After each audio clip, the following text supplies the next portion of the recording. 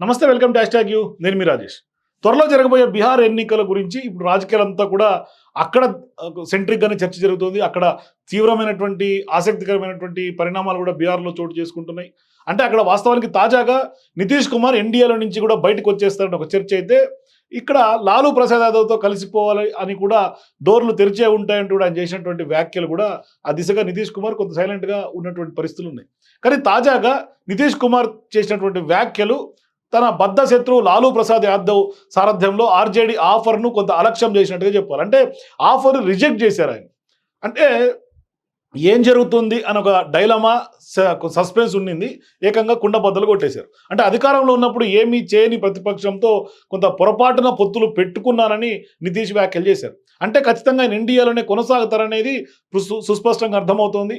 అంటే ఒకవేళ సీఎం అభ్యర్థి తను కాకపోయినా అయినా ఎన్డీఏతో తన ప్రయాణం అని క్లారిటీ ఇచ్చినట్టుగా తెలుస్తుంది. అంటే బీజేపీ నేతృత్వంలో ఎన్డీఏలో తిరిగి చేరిన తమ పూర్వపు మిత్రపక్షానికి ఆర్జేడీ తన తలుపులు బార్లా తెరిచి ఉంచిందని తాజాగా బీహార్ మాజీ ముఖ్యమంత్రిగా ఉన్నటువంటి లాలూ ప్రసాద్ ప్రకటించిన కొన్ని రోజుల తర్వాత ఇప్పుడు జేడీయూ కొంత సుప్రీంగా ఉన్నటువంటి నితీష్ కుమార్ ఈ వ్యాఖ్యలు చేశారు. రాష్ట్ర వ్యాప్తంగా ప్రగతి యాత్రలో భాగంగా ఆయన ఉత్తర బీహార్ జిల్లాలో ముజఫర్పూర్లో విలేకరులతో నితీష్ మాట్లాడుతూ కూడా, మాకు ముందు అధికారంలో ఉన్నవారు ఏదైనా చేశారా? జనం సూర్యాస్తమయం తర్వాత తమ ఇళ్లలో నుంచి బయటికి రావడానికి భయపడే వాళ్ళు. అప్పట్లో 2 సార్లు వారితో పొత్తు పెట్టుకోవడం ద్వారా నేను పొరపాటు చేశానని ఆయన స్పష్టంగా చెప్పారు. అంటే అప్పట్లో మహిళల స్థితి ఎలా ఉండేది, ఇప్పుడు మీరు ఏ విధంగా స్వయం సహాయక బృందాలను చూడగలుగుతున్నారు? ఈ బృందాలకు కొంత జీవిక అని కూడా పేరు పెట్టాం. కేంద్రం మా మోడల్ని అనుసరించి అజీవిక అని నామకరణం చేసింది. ఇంతకు ముందు అటువంటి దృఢ విశ్వాసం ఉన్నటువంటి గ్రామీణ మహిళలను మీరు చూసారా అంటూ కూడా ఆయన దీర్ఘకాలికంగా సీఎంగా ఉన్నటువంటి నితీష్ కుమార్ కొంత క్వశ్చన్ చేసి అక్కడ డెవలప్మెంట్ గురించి మాట్లాడినటువంటి పరిస్థితి. అయితే తాజాగా లాలూ ఇచ్చినటువంటి ఆఫర్ పైన ప్రశ్నలకు నితీష్ సమాధానం ఇవ్వలేదు.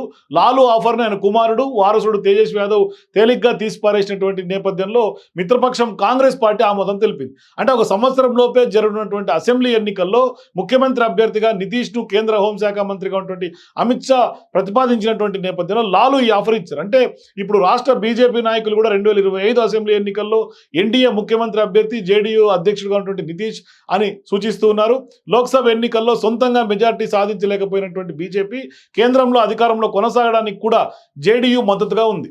మరోవైపు నితీష్ కుమార్ అట్లాగే ఆంధ్రప్రదేశ్ ముఖ్యమంత్రి చంద్రబాబు నాయుడు నాయకత్వంలో టీడీపీ వంటి మిత్రపక్షాలపైనే ఇవాళ కేంద్ర ప్రభుత్వం ఎన్డీఏ ప్రభుత్వం ఆధారపడిందని స్పష్టంగా చెప్పొచ్చు.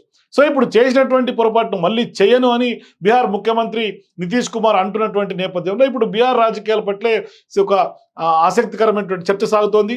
అంటే నితీష్ కోసం తమ డోర్లు ఎప్పుడూ తెరిచే ఉంటాయని ఆర్జేడీ నేత మాజీ ముఖ్యమంత్రి లాలూ ప్రసాద్ యాదవ్ తాజాగా ఇటీవల చేసినటువంటి వ్యాఖ్యలు.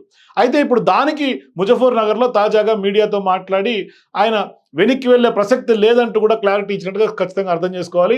మరి నితీష్ జనతాదళ్, లాలూ యాదవ్ రాష్ట్రీయ జనతాదళ్ గతంలో మహాకూటమిగా ఏర్పడి అధికారంలో ఉన్నారు. అయితే విభేదాల కారణంగా కొద్ది కాలం క్రితం మహాకూటమికి నితీష్ ఉద్వాసన చెప్పారు. బీజేపీతో పొత్తు పెట్టుకుని తిరిగి ముఖ్యమంత్రిగా ఆయన పదవిలో కొనసాగుతూ ఉన్నారు. సో ఇప్పుడు మాకంటే ముందు అధికారంలోకి ఉన్నటువంటి వాళ్ళు చేసింది ఏమైనా ఉందా అంటూ కూడా ఆయన ప్రశ్నించారంటే స్పష్టంగా ఆయన ఒక క్లారిటీ ఇచ్చినట్టుగా తెలుస్తుంది. కుండ బద్దలు కొట్టి ఎన్డీఏ తోటే మేము ఇంకా ముందుకు వెళ్తామని కూడా చెప్పారు. ఇక ఖచ్చితంగా మహిళల గురించి కూడా ఆయన మాట్లాడినటువంటి విధానం, బీహార్ అభివృద్ధి పదంలో ఏ విధంగా ముందుకెళ్తుందని చెప్పినటువంటి సిచ్యువేషన్ చూస్తుంటే భవిష్యత్తులో జరగబోయే ఎన్నికల్లో కూడా ఆయన బీజేపీ ఎన్డీఏ తోటే ప్రయాణం ఉంటుంది అంటూ కూడా స్పష్టంగా చెప్పినట్టుగా అర్థమవుతుంది. For more videos please watch hash tag.